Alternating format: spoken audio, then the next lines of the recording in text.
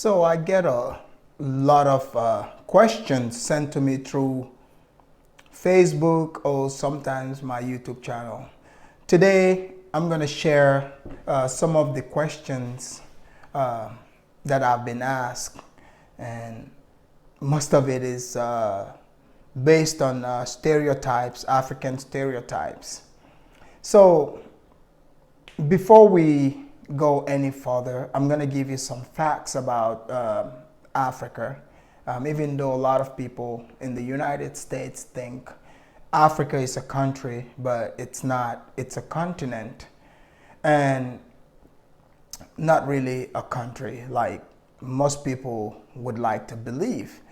So Africa is one of the largest continents in the world. Is bigger than China, India, US, and most of Europe combined. And African is not a language. There is no language called African.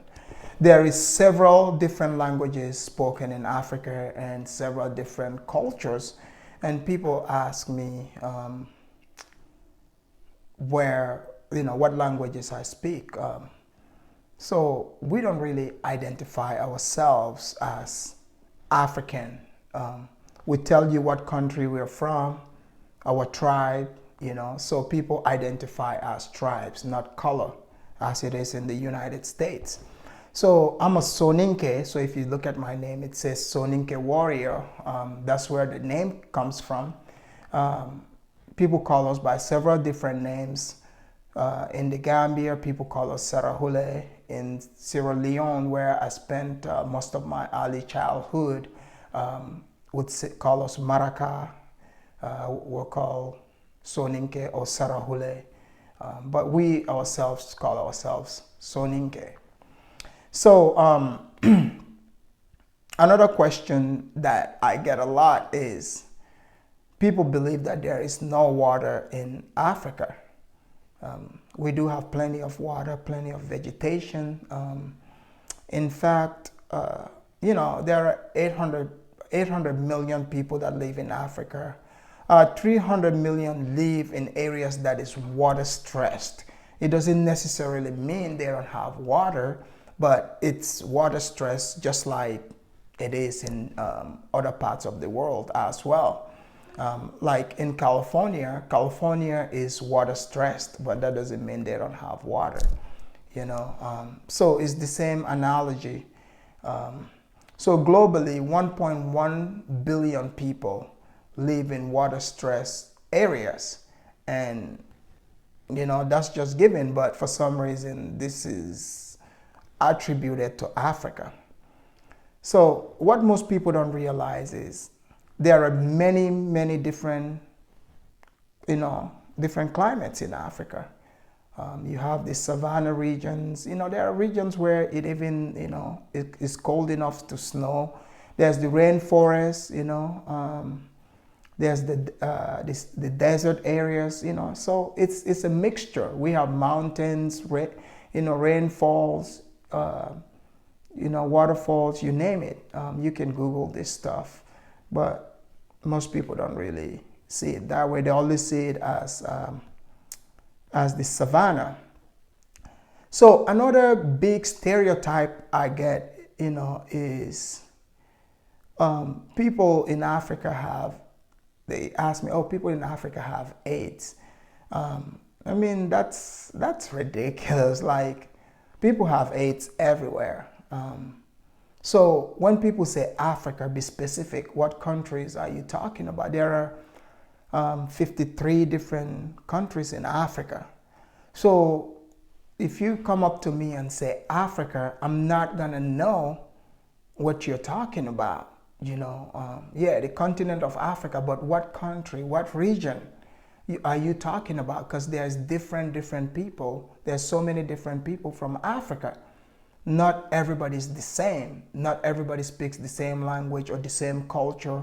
Hell, our features are not even the same. We can tell ourselves apart every single time. So somebody wanted to know, do we have internet access in Africa? Well, I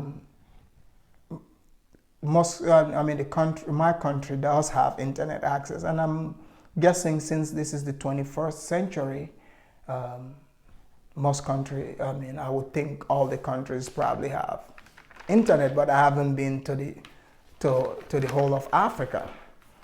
So one of the most common questions I get is, some people that had interest in watching me, they wanted to know some of the stuff that I do. So Jennifer from Minnesota writes, Dear Abu, the Soninke warrior, you obviously work out. How often do you go to the gym? And have you always been this fit? Thank you for taking the time to write me, Jennifer. I mean, I have always been active. I've played sports my whole life, mainly soccer. I ran track, but I've always loved working out. At one point in my life, I started becoming complacent and lazy. I lost my groove for a bit, work, stresses of life, you name it. And I became complacent, but I'm thankful that I was able to pick myself back up and just keep going at it. And I think people that's been thinking about it should stop thinking and actually do it. And she went on to say, is working out enforced in African families? Well, I don't know if I would generalize it and say African families. Once again, I'm going to repeat myself. Africa is not a country. I spent my time in Sierra Leone and Gambia. So if you ask me, especially these days, it's been so long ago. If you ask me most things, I would have to Google it myself, just like you. But yeah, in the continent of Africa, Gambia, Sierra Leone, Senegal, places I know, children are pretty active. We are encouraged to play outside.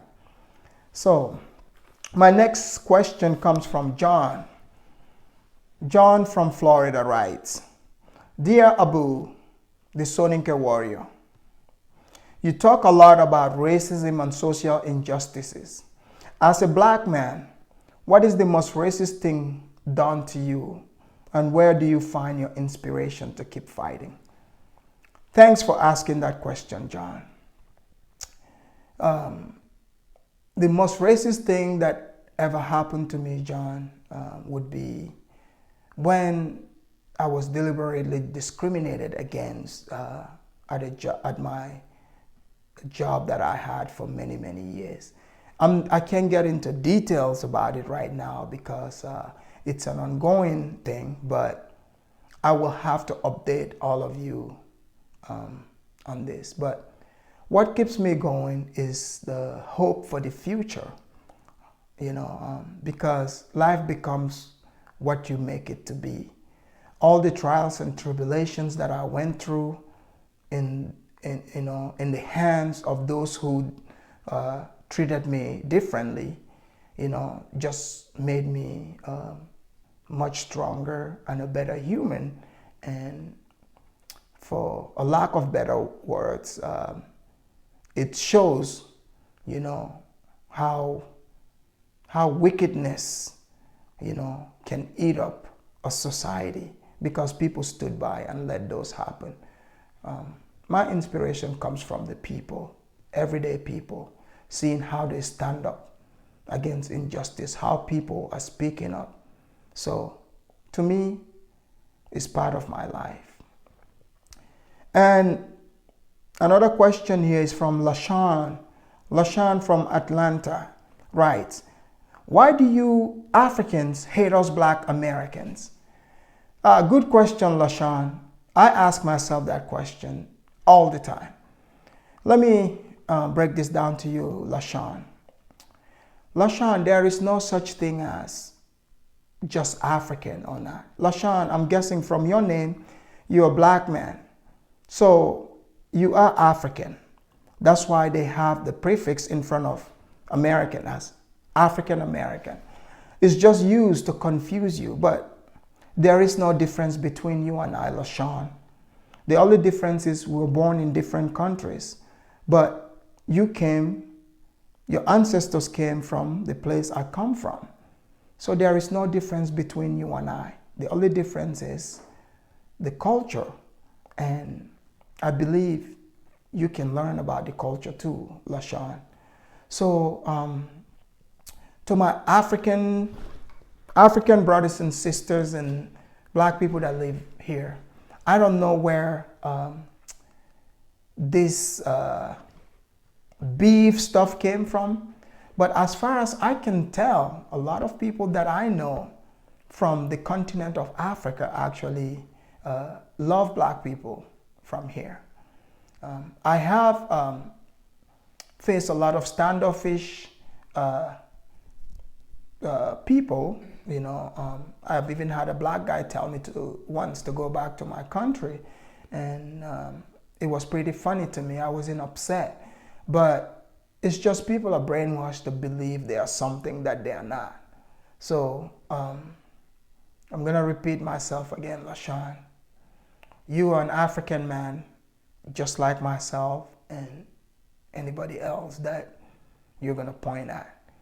Remember, the slaves came from where I come from, and you came from the slaves. So that means you are one of us. So I hope my answers were helpful here today. I would be sure to answer more of your questions, or bring them out here and share with all of you. Don't hesitate to write to me if you have any questions. And don't forget to subscribe, share this video with your friends as well.